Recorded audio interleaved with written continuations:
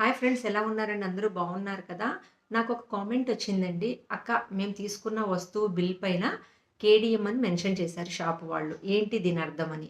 ఏం లేదండి. ఆ వస్తువుని కేడీఎం అంటే కాడ్మియంను ఉపయోగించి చేశారని అర్థం. అంటే ఇది ప్యూరిటీకి సంబంధించిందా అని కూడా అడిగారు వాళ్ళు. ఇది ప్యూరిటీకి సంబంధించినది కాదండి.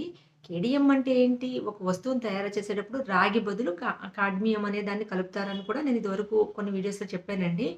కాకపోతే ఏంటంటే 916 అనేది పూర్తిగా వేరండి. ఓకే. 91 వస్తువు తయారు చేసి 91 వస్తువు మనకిచ్చినప్పుడు దాంట్లో కాడ్మియం కలిపి చేయొచ్చు. సో, కేడీఎం వస్తువు అనేది ప్యూరిటీకి సంబంధించినది కాదు. 916 కూడా కాదు. మీకు అర్థమై ఉంటది. ఇక్కడ చాలా సింపుల్ లాజిక్ అండి.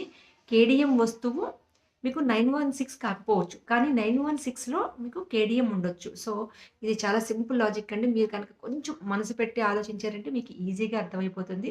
Okay friends. థాంక్